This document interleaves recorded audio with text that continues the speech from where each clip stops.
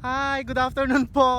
Ayan, katatapos po naming mag-shoot ng para sa TikTok video ko.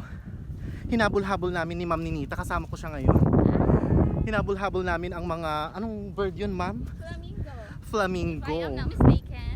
Ayan, pag hindi daw siya nagkakamali, flamingo daw yun. So, nandito pa rin po kami sa may Bukid. At pauwi na po kami. Ayan. Kanina nabaliw-baliw kami kasi nawala yung eyeglasses ko. Tapos ang hirap maglakad-lakad dito.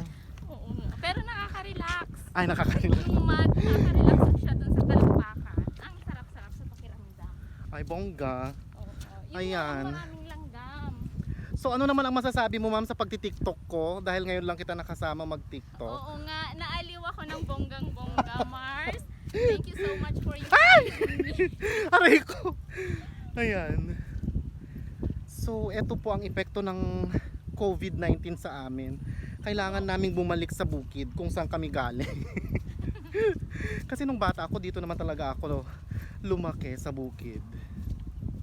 Ewan ko lang kay Ma'am Nenita kung saan siya lumaki. Ay, ako din. Ay! Parang mas marami pang akong alam na trabahong bukid kesa sa'yo. Ay!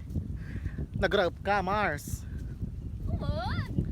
Ang ganda po. Oh. Ayan. So, eto po ay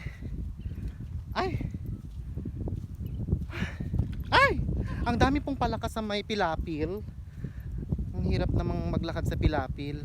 Nakapaa-paa po kasi kami ni Ma'am Nenita. Ayun yung paa niya. Oo nga. Ayan. Maraming langgam. So, salamat po sa lahat ng mga nanonood ng Alvin Vanjus TV tsaka yung mga TikTok videos ko. Abangan nyo po ang mga ilalabas namin. At, ayun, kaninang umaga magkasama na po kami ni Ma'am Nenita dahil inasikaso po namin yung mga LESF. Binasa namin para kapag mag-fill up na yung mga bata at may nagtanong, alam na namin ang ituturo namin. Di ba, Ma'am Nenita? Yes, correct. Ma'am, so saan na tayo dahil hindi ko na alam kasi po Tayo. And hindi tayo sigurado kung ito ba ay natamnan na o hindi pa. kaya nga parang nagkakasala na tayo. Tinatapak-tapakan na natin, baka pabayaran. Sunset is real, di ba, Yes. Madam? Ang ganda, ang sarap-sarap dito. Kaya Yung nga. ganitong buhay lang ang gusto ko. Hinihingal po ako, pasensya na kayo dahil nakailang take po kami ni Ma'am Nenita. Oo. Medyo nakakapagod din pala, Mars. Oo. Di ba, ang hirap maging artista, charot. Carry lang sa mga TikTok. Akala ko madali lang, ganyan-ganyan. Mars, Pero- mahirap. Mahirap din pala. Oo, ang nagpapalakas na lang sa akin ay yung mga comments na nababasa ko. At saka syempre yung mga views. Dahil Oo, na ang yan. dami-dami pong nanonood. At Oo, kaya yan, marami kayo. Kasi buwis buhay din po pala. uwis buhay talaga ng mga TikTok ko. Nakakalurky. Char. Kahit si Ma'am Nenita ay ginambala ko na. Busy kasi yung dati kong kasama na si Rufa. So, si Ma'am Nenita ang kasama ko ngayon. Ma'am, saan mo nilagay yung face mask mo? Doon sa Nandito. sasakyan? Hindi. Ako nandito sa bulsa ko rin. Ako din nandito. Or else baka sitahin tayo. Ay! Kailangan natin makunan yun. Yung, You know, yan ang tinatawag na tora-tora. tura-tura. Aray!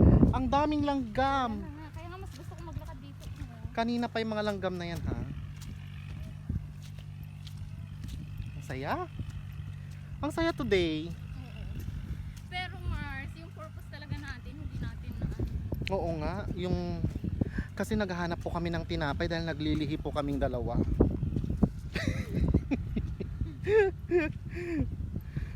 Ay. Malapit na. So, thank you so much po. Abangan nyo na lang po yung TikTok video na ilalabas ko. And syempre, di ba nga po nasabi ko na yung mga TikTok videos ko papasok na rin po sa YouTube. Thank you and goodbye.